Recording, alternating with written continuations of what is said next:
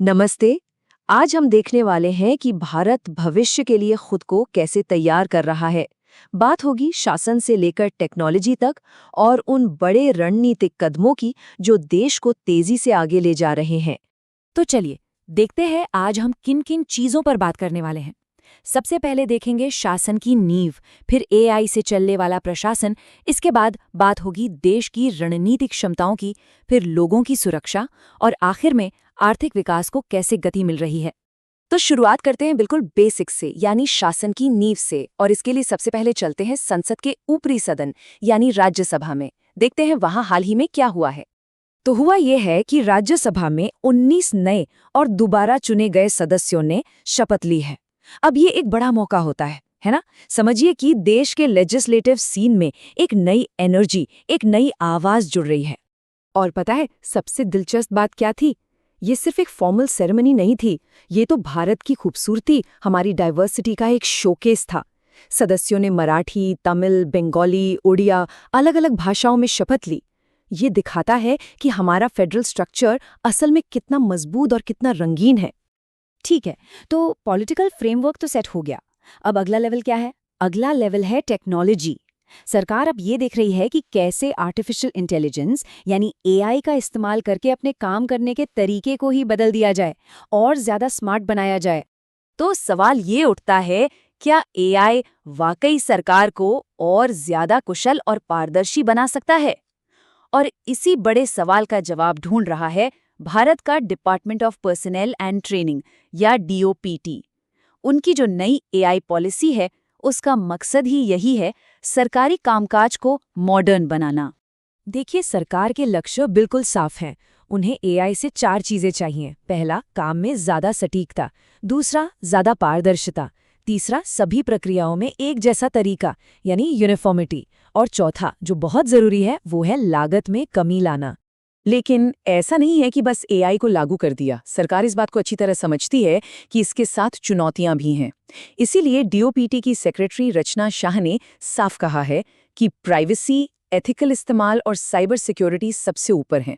और ये सही भी है, क्योंकि सरकारी डेटा बहुत ही सेंसिटिव होता है, उसकी सुरक्षा सबसे पहले आनी चाहिए। और इसका असर अब दिखने भी लगा है। एक उदाहरण देखिए। पहले सरकारी ट्रेनिंग मटेरियल बनाने में महीनों लग जाते थे और खर्च भी बहुत आता था। अब एआई की मदद से वही काम, सोचिए, सिर्फ 1 हफ्ते में हो रहा है और लागत भी बहुत कम। ये सच में एक गेम चेंजर है। अच्छा, तो टेक्नोलॉजी सिर्फ सरकारी दफ्तरों तक ही सीमित नहीं है। अब देखते हैं कि इसका असर देश की सुरक्षा और एनर्जी जैसे बेहद जरूरी सेक्टर्स पर कैसे पड़ रहा है। यहाँ एक बहुत बड़ी खबर है, वो भी न्यूक्लियर एनर्जी के क्षेत्र से। तमिलनाडु के कलपक्कम में भारत के पहले पूरी तरह से देसी प्रोटोटाइप फास्ट ब्रीडर रिएक्टर ने क्रिटिकलिटी हासिल कर ली है। ये हमारे न्यूक्लियर प्रोग्राम के लिए एक बहुत बहुत बड़ा मील का पत्थर है। अब आप सोच रहे होंगे कि ये क्रिटिकलिटी क्या भला है। चलिए इसे आसान भाषा में समझते हैं। इसका मतलब है कि न्यूक्लियर रिएक्टर के अंदर जो चेन रिएक्शन होता है, वो अब खुद ब खुद चलने लगा है। उसे बाहरी मदद की जरूरत नहीं है। ये बिजली बनाने से ठीक पहले का सबसे जरूरी स्टेप है। मतलब रिएक्टर अब चालू होने के लिए तैयार है। तो इसका मतलब क्या है? इसका मतलब ये है कि इस रिएक्टर के चालू होने के बाद भारत दुनिया का सिर्फ दूसरा ऐसा देश बन जाएगा जिसके पास कमर्शियल फास्ट ब्रीडर रिएक्टर होगा। पहला देश रूस है। तो आप अंदाजा लगा सकते हैं कि ये एनर्जी और स्ट्रैटेजी के लिहाज से कितना बड़ा कदम है। एनर्जी के साथ साथ डिफेंस में भी टेक्नोलॉजी तेजी से आगे बढ़ रही है। जैसा कि आर्मी के vice chief lieutenant general Rahul R Singh ने कहा, आज की लड़ाई का तरीका बदल रहा है और इसमें ड्रोन टेक्नोलॉजी का रोल बहुत बड़ा है। इसी को देखते हुए आर्मी ने अनमैन्ड सिस्टम्स यानी ड्रोन्स के लिए एक नया टेक्नोलॉजिकल रोड मैप भी जारी किया है। ये तो हो गई बड़ी बड़ी स्ट्रेटेजिक बातें, लेकिन इन सब का आम आदमी की जिंदगी से क्या लेना देना है? तो अब बात करते हैं उन चीजों की जो सीधे लोगों की सुरक्षा से जुड़ी हैं।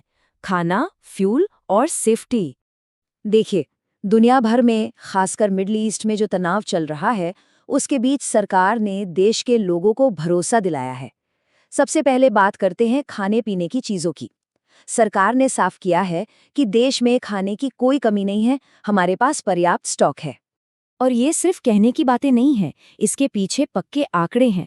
हमारे पास करीब 602 लाख मीट्रिक टन अनाज का बफर स्टॉक है। इतना ही नहीं, खाने का तेल, दालें, चीनी सब कुछ पर्याप्त मात्रा में मौजूद है। और सरकार की जिम्मेदारी सिर्फ देश के अंदर नहीं, बल्कि बाहर फंसे अपने नागरिकों के लिए भी है। इसका एक ताज़ा उदाहरण है ईरान से 1777 भारतीयों की सुरक्षित वापसी, जिनमें 895 स्टूडेंट्स भी थे। ये एक बड़ा रेस्क्यू ऑपरेशन था। चलिए, अब आते हैं अपने आखिरी हिस्से पर। बात करते हैं देश के इकोनॉमिक इंजन की। देखेंगे कि बाजार कैसे बढ़ रहे हैं और इस ग्रोथ को टिकाऊ बनाने के लिए किस तरह के नियम कायदे जरूरी हैं। एक सेक्टर जो कमाल कर रहा है वो है टेक्सटाइल। जरा आंकड़ों पर गौर कीजिए। 2010 में भारत का घरेलू कपड़ा बाजार करीब 4 लाख करोड़ रुपए का था। आज 2024 में ये 14 लाख करोड़ रुपए को पार कर गया है। मतलब 14 सालों में 3 गुने से भी ज्यादा की ग्रोथ। ये जबरदस्त है। और इस ग्रोथ को ड्राइव कौन कर रहा है? आंकड़े बताते हैं कि इस मार्केट की असली पावर महिलाएं हैं। कुल खरीदारी में 55.5% हिस्सा महिलाओं का है। अब देखिए, जब इकॉनमी इतनी तेजी से बढ़ती है तो ये जरूरी हो जाता है कि कंपनियों के काम करने का तरीका भी सही हो। इसी को कहते हैं कॉर्पोरेट गवर्नेंस। और इसीलिए सेबी के चेयरमैन ने इस बात पर जोर दिया है कि कंपनियों के गवर्नेंस को और मजबूत किया जाए, खासकर जो इंडिपेंडेंट डायरेक्टर्स होते हैं उनकी क्षमता को बढ़ाया जाए। तो आखिर में एक बड़ा सवाल हमारे सामने है।